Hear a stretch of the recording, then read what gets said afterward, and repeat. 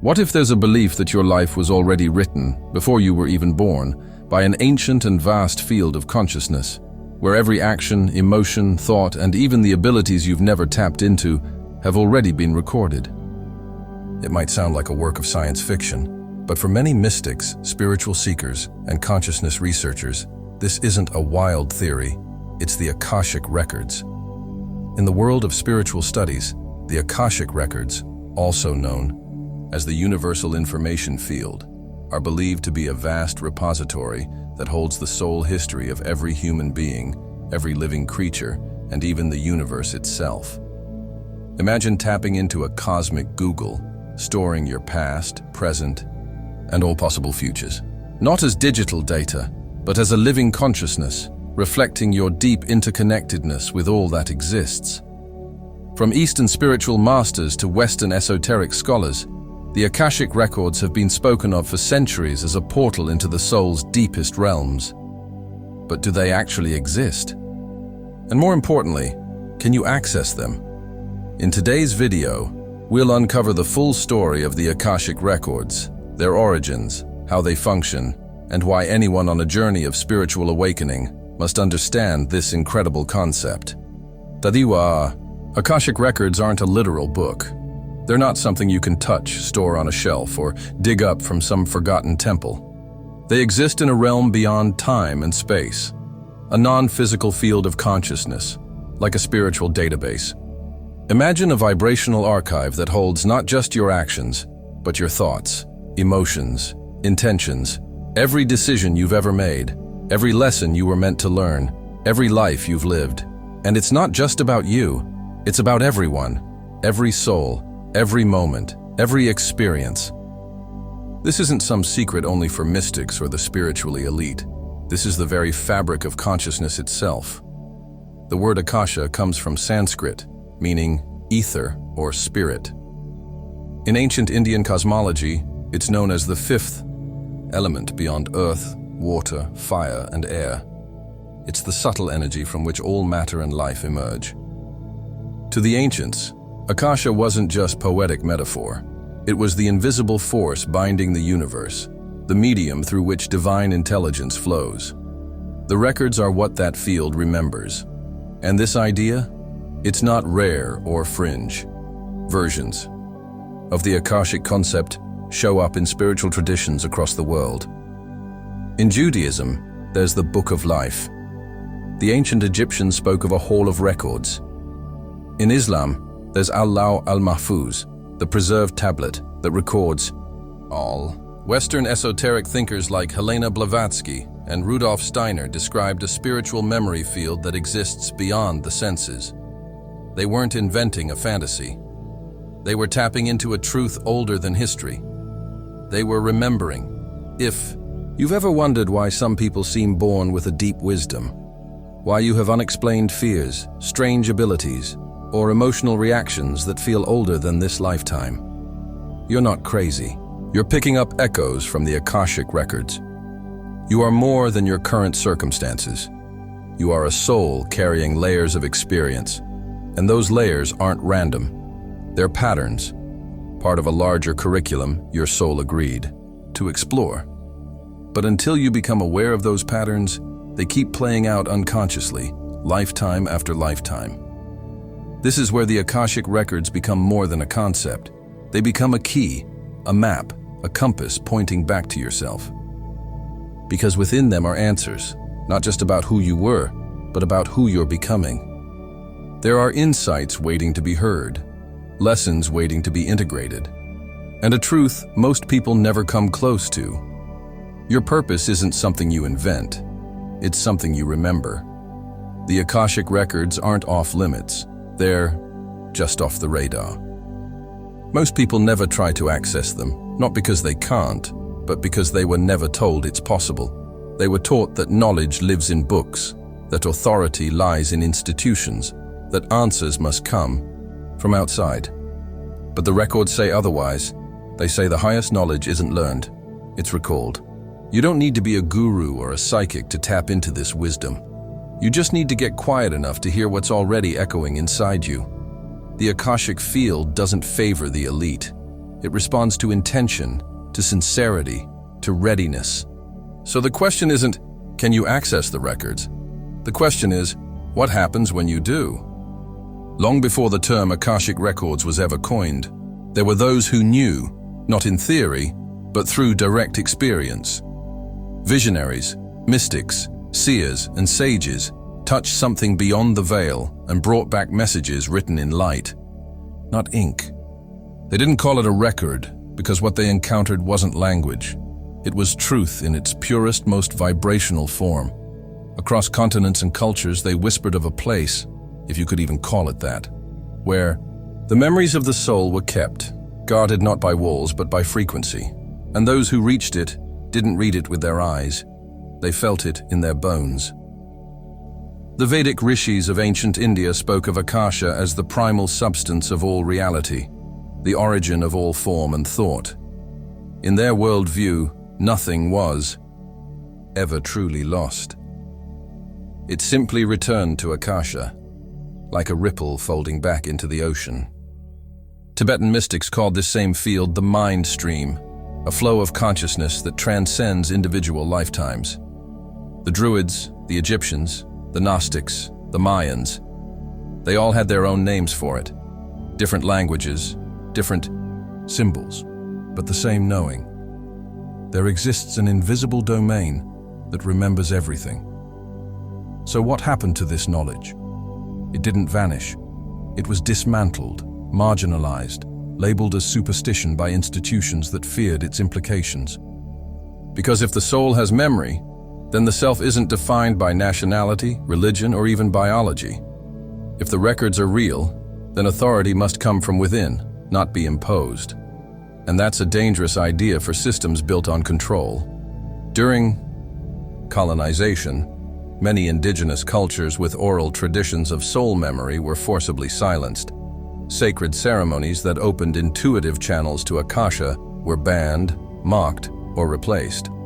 The burning of ancient libraries, the demonization of pagan practices, the rewriting of spiritual history, it was all part of the same effort to sever the connection between humans and the knowledge that lives beyond the five senses. Even today, in the age of rationalism, the idea of the Akashic Records is often dismissed as pseudoscience or fantasy. Yet those same critics can't explain why children recall past lives, why strangers share the same dream, or why ancient texts across civilizations describe identical experiences of soul memory with uncanny precision. It's not that the evidence doesn't exist. It's that it doesn't fit the narrative, because a society built on consumption and obedience can't function if people start asking, who was I before this? And what if the story I've been told isn't the full story? So instead, you were given a new story. One that said you are your name, your job, your race, your gender. Your past begins with your birth certificate and ends with your death certificate. Everything else? Fairy tales. But beneath that story, an older one has been quietly waiting. One encoded in dreams you couldn't explain. One whispered in moments of silence when the noise of the world fades, and you can finally hear your own knowing. This isn't about replacing religion, proving a point, or claiming secret knowledge. It's about remembrance. It's about reclaiming a truth that was taken, not just by violence, but by ridicule, distraction, and forgetting. The Akashic Records aren't new. They're ancient beyond comprehension. What's new is that more people are waking up to them again. And maybe that's why you're here, not to learn something brand new, but to remember something timeless, something your ancestors once knew before it was torn from their tongues. Something your soul has been trying to show you all along. Because when you realize history isn't just written in books, but in energy, in frequency, in you, you start to reclaim the story no one else can write for you. You don't need a library card to access the Akashic Records. You don't need permission from an institution, a degree, or a spiritual hierarchy. The records weren't built to be owned or guarded. They were meant to be felt, remembered, and lived. That's what makes them different from every other source of knowledge. They respond not to intellect, but to frequency. You don't read them with your eyes. You align with them. You tune into them. Like a radio dial, your awareness shifts into a state where the static clears and the signal becomes audible. People have been doing this for thousands of years, even when they didn't have a name for it. It happens in deep meditation, in altered states of consciousness, in dreams that seem to show other lifetimes or forgotten memories. It can happen spontaneously during grief, intense joy, or moments of complete stillness. But the access point is always the same: presence. You can't force your way into the records. You soften into them. You surrender into an awareness so still, so honest, that your energy matches the frequency of truth itself. Mystics and sages often describe the records as a vibrational field. That's because what they contain isn't the kind of language you're used to. It's not sentences or paragraphs. It's knowing. It's resonance. Some people describe seeing the records as a massive library or an ancient temple filled with scrolls and light. Others experience it as colors, sounds, or symbols that don't translate into words but make total sense emotionally. That's the key. The records don't speak to your logical brain. They speak directly to your soul. Modern spiritual practitioners have developed ways to enter this space consciously. Some use guided meditations or prayers, like the Pathway Prayer, popularized by Linda Howe. Others access the records through automatic writing, letting the subconscious translate what the conscious mind can't yet grasp. Breathwork, plant medicine, lucid dreaming, and astral projection have also been gateways for those ready to explore the deeper terrain of consciousness. But no single method is universal. The technique matters less than the intention. Intention is everything. If you approach the records looking for proof, control, or entertainment, you'll likely find nothing. But if you come with reverence, curiosity, and a willingness to be changed, the field responds. And it's not always comfortable. The records don't flatter your ego. They show you patterns, truths, loops you've repeated across lifetimes, wounds you've carried longer than your name. But they also show you your power, untapped, ancient, waiting to be remembered. They bring clarity to places where you've been confused for years, and they whisper the same message over and over. You are more than you've been told. What's wild is that many people have already accessed the records without realizing it. That gut feeling that saved you from a bad decision. That weird moment when you knew what someone was going to say before they said it. That unexplainable pull toward a place, a person, or a path. These aren't coincidences. They're echoes, glimpses through the veil. Your soul trying to speak through the noise of a world designed to keep you distracted. And the truth is, accessing the Akashic Records isn't about escaping this world. It's about embodying your full self in it. It's not a way to bypass reality. It's a way to see it clearly, past the illusions, past the conditioning, down to the root. When you access the records, you don't just remember who you were. You remember who you came here to be. And that kind of memory isn't passive. It moves you. It changes how you walk through life. It reshapes how you respond to challenges, how you see others, how you tell your own story. Because once you've stood in the infinite and seen your place in it, nothing can convince you that you're small, broken, or powerless ever again. You didn't come here empty. You didn't arrive on this planet as a blank slate, randomly thrown into a chaotic world. You came with a blueprint, a soul-level design shaped by lifetimes of experience, intention, and consequence. The Akashic Records hold that blueprint. They don't just contain information about who you've been. They map out the energetic residue of those experiences, what some call karma, others call soul memory, but at its core, it's the spiritual architecture of your evolution. Karma has been misunderstood by many. It's not punishment. It's not cosmic payback for doing something wrong. Karma is memory. It's momentum. It's energy echoing forward, seeking resolution, balance, and growth. Think of it as an unfinished chord that needs to be completed. If you betrayed someone in one life, you might feel a deep need to protect others in this one. If you silenced your truth for years, you might now feel compelled to speak, even if your voice shakes. These aren't random traits. They're threads, emotional and energetic patterns woven through lifetimes, creating continuity in your soul's story. And then there are soul contracts. These aren't rigid scripts, but agreements made at the soul level before you incarnated. Arrangements to meet certain people, face specific challenges, or experience particular lessons. That toxic relationship, that impossible parent, that mentor who showed up at just the right time. These aren't always accidents. They might be part of a deeper contract, a mutual agreement to spark growth in each other. No matter how tough the process, the Akashic Records let us glimpse these contracts, not to escape the pain, but to understand its purpose. This is why the records are more than just repositories of information. They're mirrors of transformation. When you access your soul's blueprint, you start to see your struggles differently. You stop asking, "Why is this happening to me?" and start asking, "What is this teaching me?" You notice the repeating cycles, the same lesson showing up in different disguises, the same kind of heartbreak, the same fear, the same self-sabotage. And when you see the pattern, you gain the power to rewrite it. Because awareness breaks the cycle. And choice, when made with full consciousness, becomes the seed of transformation. There's also something sacred about seeing your gifts through the lens of the records.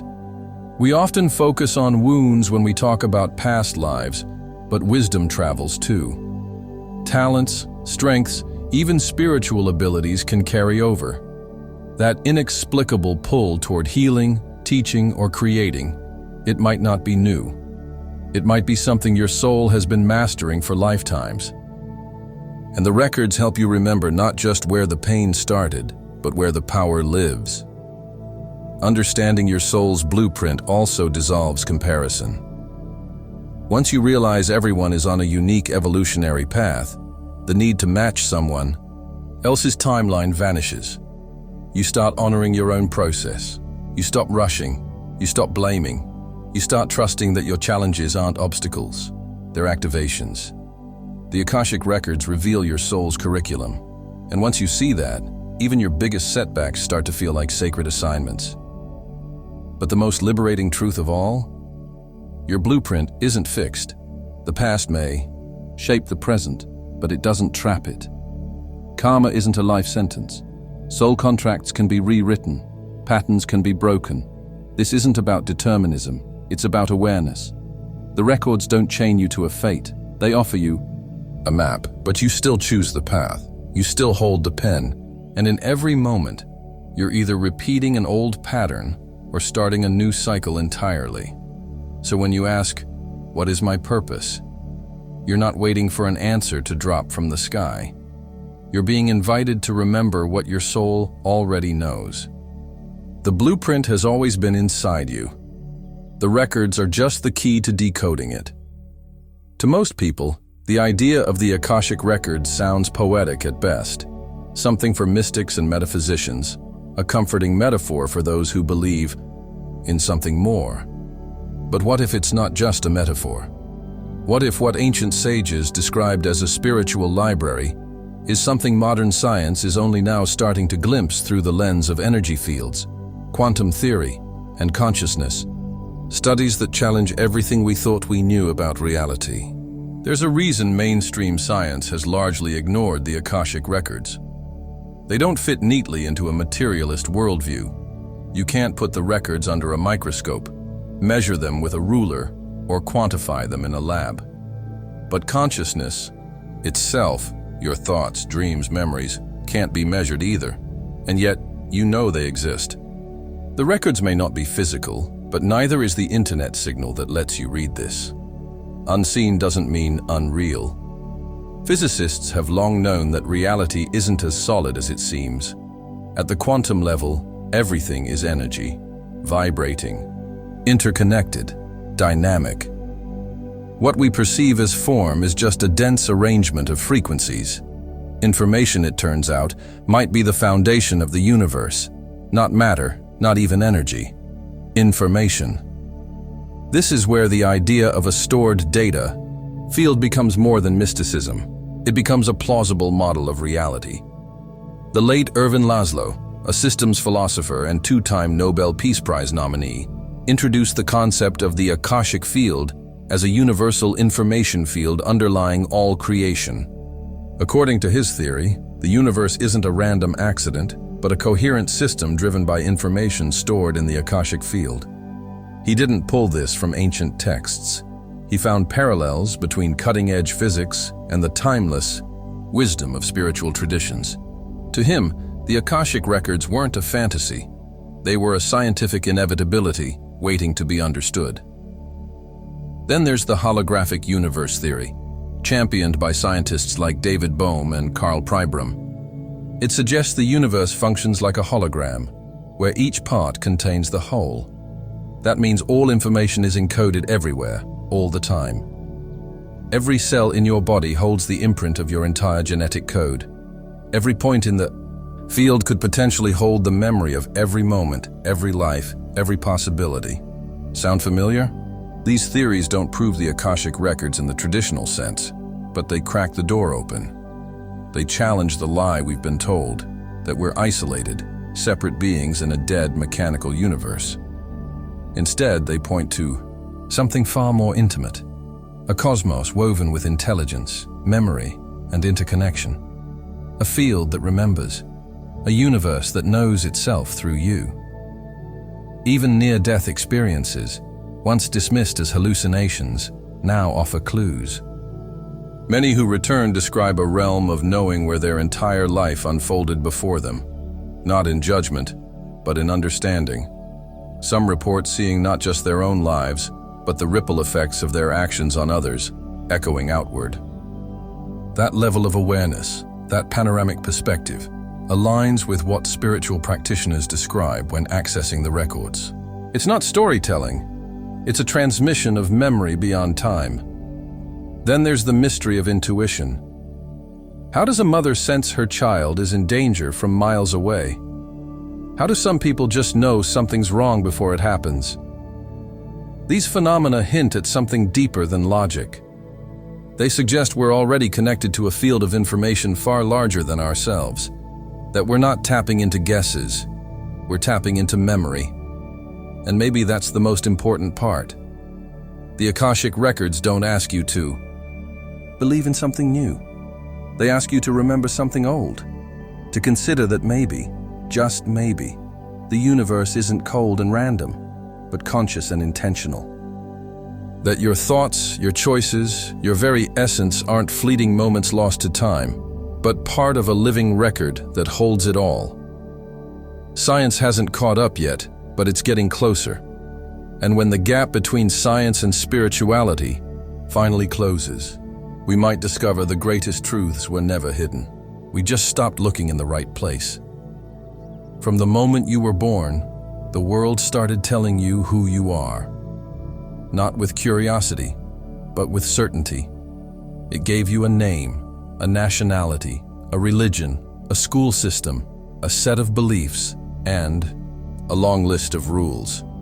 It taught you what's real, what's imaginary, and what's dangerous to even consider.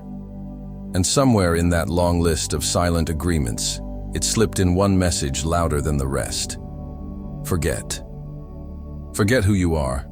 Forget what you've lived. Forget where you came from. Forget what you know. This wasn't an accident. It wasn't some unfortunate side effect of growing up in the modern world. It was part of a larger system. A system built to sever your connection to anything that would make you powerful, anything that would make you sovereign, anything that would remind you that your soul has a memory far deeper than your current name, job title, or government-issued ID. Because someone who remembers who they are cannot be controlled. And control is the currency of the world we live in. So instead of wonder, you were given obedience. Instead of intuition, repetition. Instead of soul work, schoolwork. You were taught to look outward for answers and to distrust anything that came from within. If you had visions, you were called imaginative. If you had past life memories, you were told it was fantasy. If you felt deeply connected to things you couldn't explain, you were asked to forget. All while being sold a version of reality so flat, so mechanical, that anything sacred was reduced to superstition or entertainment. This is why the Akashic Records feel so distant to so many. Not because they're inaccessible, but because your mind was trained to reject anything that can't be proven by systems designed to keep you small. You were told truth comes from authority, that knowledge is something to earn, and that wisdom only counts if it's peer-reviewed, monetized, or institutionalized. But the soul doesn't work like that. Neither do the records. The truth is, you've already accessed them. You just didn't call it that. Those moments of profound clarity that seem to come out of nowhere. The sense that you've known someone forever, even though you just met. The gut feeling that saved you. The flashes of insight in dreams. The déjà vu that made no sense. The irrational pull to a certain place, culture, or time period. These aren't glitches. They're fragments of a memory you were told to erase. But memory doesn't die. It waits. Beneath the noise of your everyday programming, your soul still remembers. And no matter how much culture tries to silence it, it finds ways to speak, through art, through synchronicity, through breakdowns that force you to rebuild, through grief that cracks you open enough to finally feel something real. The forgetting was strong, but the remembering is stronger. And here's the part that stings. The world never wanted you to know this, because someone who remembers is dangerous. They don't obey as easily. They don't chase empty success. They don't play roles they didn't choose. They see through the illusion, and worse, they help others see through it too. That's why mystics were burned, why shamans were silenced, why the wisdom keepers of indigenous cultures were erased or rebranded. It was never about disbelief. It was about suppression.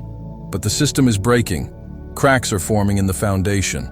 More and more people are waking up from amnesia and asking questions that can't be answered by textbooks or news anchors. They're sensing something deeper. And once that process begins, it can't be reversed. Because once you start to remember, you realize how much you've forgotten. And with every piece that comes back, so does your power. You weren't meant to stay blind. You were meant to wake up.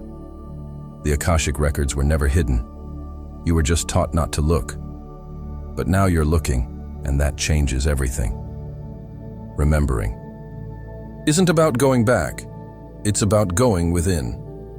The Akashic Records aren't out there in some distant dimension, guarded by mystics in flowing robes. They're right here, folded into your very being, encoded in the stillness between your thoughts. Accessing them doesn't require ritual so much as readiness. It's not about performance. It's about presence. You don't need special words, just honest questions. You don't need spiritual credentials, just the courage to sit with yourself and listen beyond the noise. This is where most people hesitate. They expect thunder, visions, something dramatic. But the records rarely shout. They whisper. And that whisper sounds a lot like your own voice, only deeper, quieter, older. It often comes as a feeling, a flash, a sudden moment of clarity that arrives when you least expect it and vanishes just as fast if you try to control it. You can't force access. You can only create the conditions for it to emerge. Those conditions are simple, but take practice, stillness, sincerity, and space. You have to make space for what's been buried. That means turning off the constant stream of stimulation, logging, out tuning in. It means choosing stillness when the world tells you to stay busy. Not because stillness is trendy, but because it's the only place where truth can surface. In the quiet, the soul speaks, and what it says often defies language. Start by sitting with questions, not for answers, but for connection. Not what should I do, but what do I need to remember? Ask about a fear that's never made sense, a relationship that feels unfinished, a pattern that keeps repeating. Don't rush. Just ask, and then be willing to feel. Sometimes the answer comes right away. Other times it arrives later, through a dream, a song lyric, a conversation that feels too perfectly timed to be coincidence. That's the record speaking in disguise. You might find journaling helps, a stream of consciousness practice where your logical mind steps aside long enough for the deeper voice to come through. You might notice your dreams get more vivid, or that synchronicities start to multiply. These aren't random. They're signs you're attuning, that your frequency is shifting into alignment with something older than time. One of the most powerful tools for remembrance is shadow work. Because often, what blocks us from the records isn't a lack of ability, it's avoidance. We're afraid to remember because we fear what we might see. Painful choices, old guilt, unresolved karmic loops. But the records don't show you these things to shame you. They show you so you can integrate, so you can heal, so you can stop running from what was and start moving toward what can be. This is also why the process can feel emotional. Accessing the records isn't just spiritual, it's cellular. The body remembers. Tears might come. Waves of grief or release might rise unexpectedly.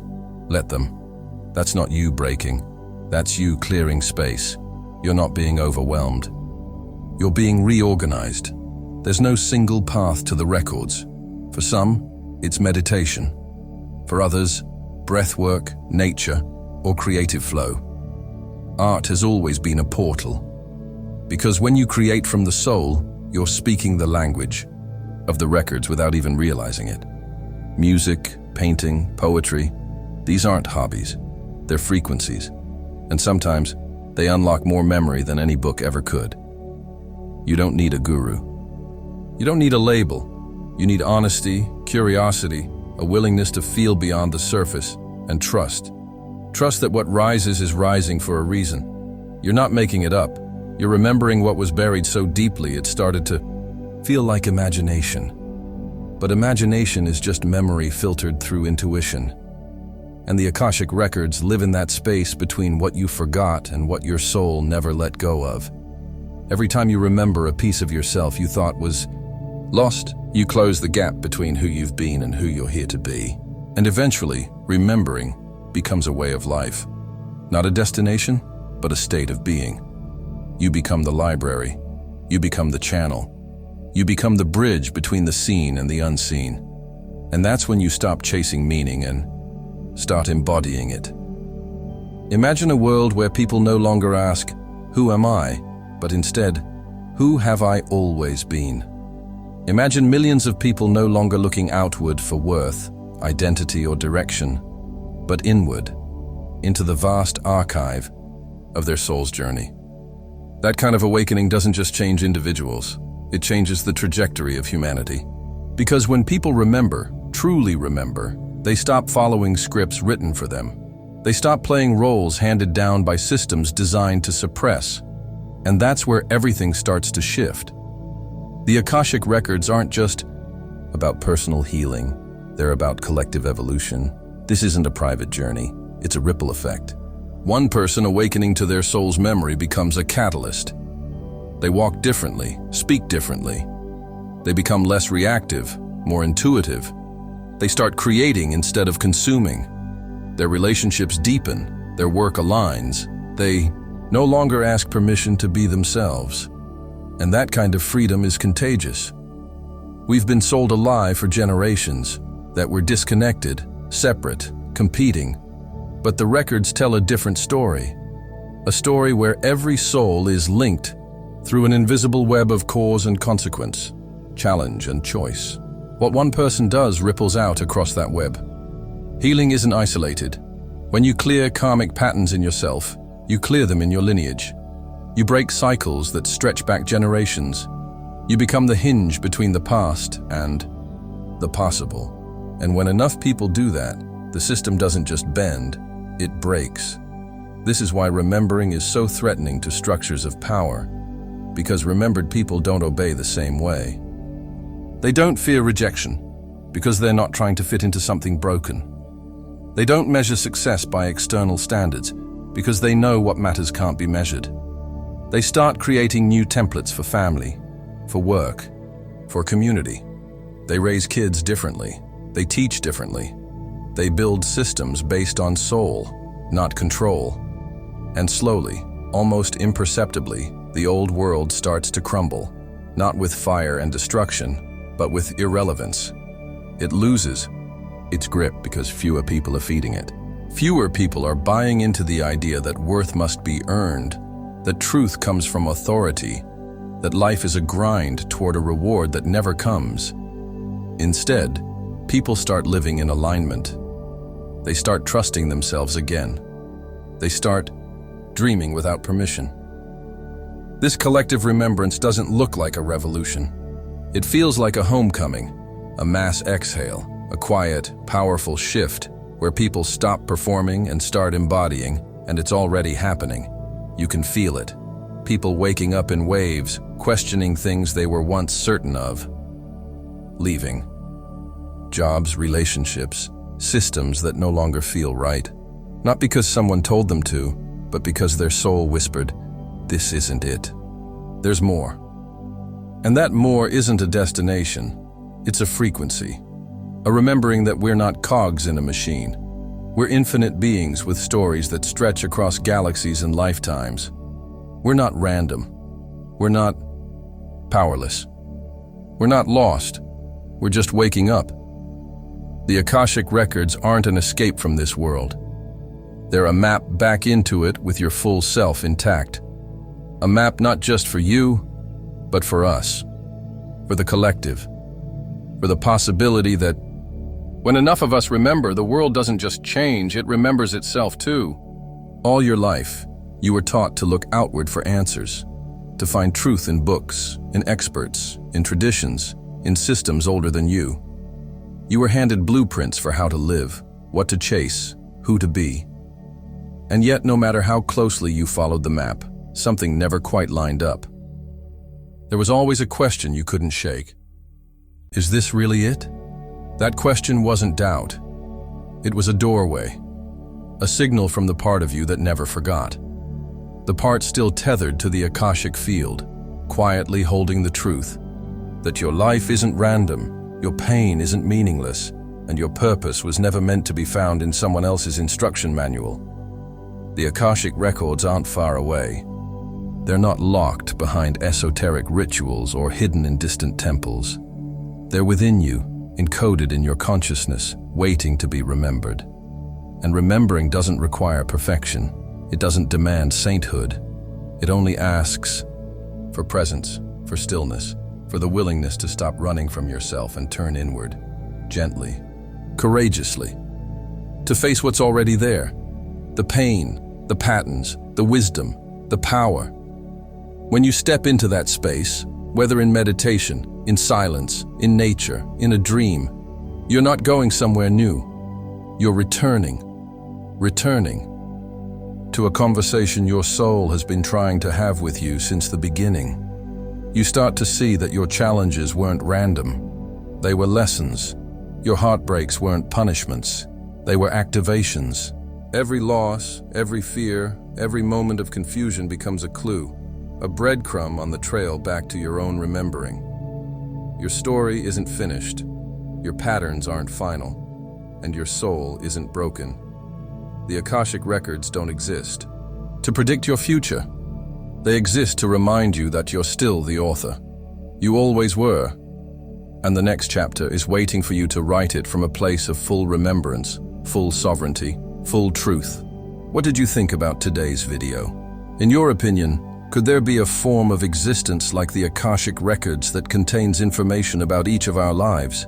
Feel free to share your thoughts and experiences in the comments below. Thank you for watching. If this video opened your mind or helped you see reality in a new light, don't forget to like and subscribe to Top Hidden Knowledge so you never miss our next deep dive into mystery, perception, and the hidden workings of our universe. And if you have time, explore more videos on our channel. We're just getting started. Until next time, stay curious, stay aware, and never stop questioning the world around you.